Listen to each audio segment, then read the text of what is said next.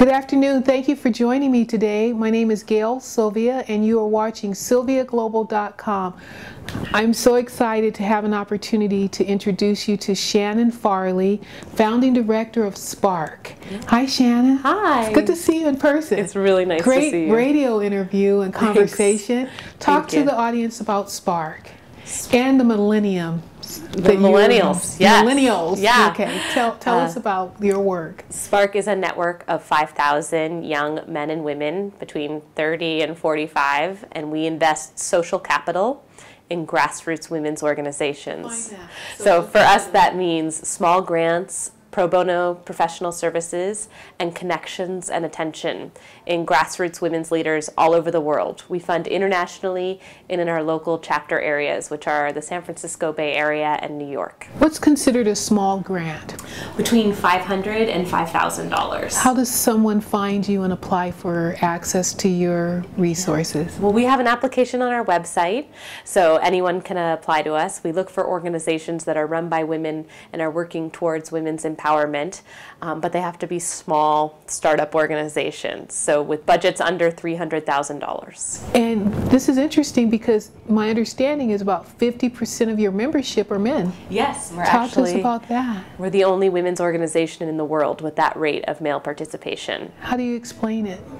I think we are a crowdsourced philanthropy that all of our members pool money and time to make our investments, and I think it's a model that is open in a way in which men who maybe have felt excluded from the movement have an opportunity to engage with us in issues that they care deeply about.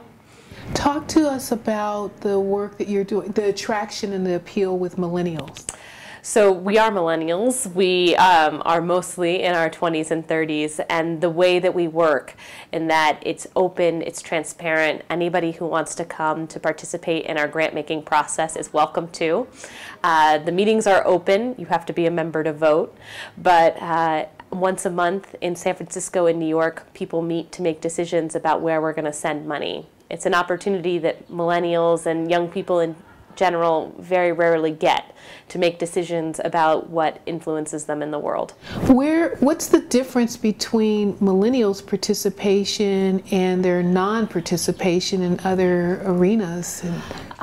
One of the reasons Spark was founded is because young people, there were 6 women who wanted to get engaged in international women's issues, and they tried to volunteer and donate to various organizations, but because they weren't able to give, to work for free for a year or give at a donor level in which these organizations were interested in them, these organizations had basically written them off. And millennials, you're just starting out your life, you're kind of getting your ducks in a row. Maybe you have time to give, but maybe not a ton of time because you're working and paying back your student loans. And you may have some money, but not as much as traditional organizations would identify you as a donor target. So what we do is get more people and pool the resources and invest it. And we use time as people have it, so you can come in on the weekends and at night and give what you have to these groups. And as a result, we've had fantastic success with groups on the ground. When we talked on the radio, you made a comment about millennials being connected to the things that they're passionate about, and doing that in a way that's important to them in all aspects of their lives. Can you speak to that? Yeah, women's issues impact us in every part of our lives, in every possible sector. If you care deeply about environmental rights, that impacts women and girls differently. If you care deeply about criminal justice, the criminal justice system impacts women and girls differently. So one of the things that works really well with the Spark model is that we are intersectional. We look at women's issues broadly so that we can talk and engage in issues in ways which maybe haven't been framed as traditional women's issues. And I think that's part of the reason why we have such a diverse membership.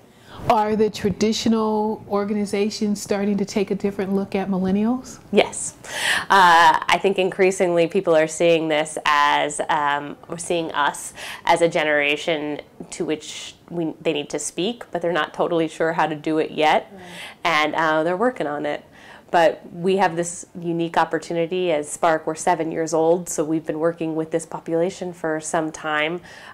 We have a sphere of influence, and we're working to make sure that our issues are in front of the right people.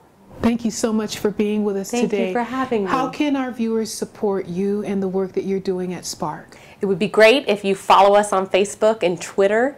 And if you're interested in supporting Next Generation Philanthropy, becoming a member, membership starts at just $75 a year. And it's a way to give back to grassroots women's leaders and think differently about how you can give all the resources you have. And your website address? sparksf.org. Shannon Farley, founding director of Spark, thank you so much for being here. Such a pleasure. Thank you for having me. Thank you so much. Thank you so much. Appreciate it. Thank Absolutely. you for joining us.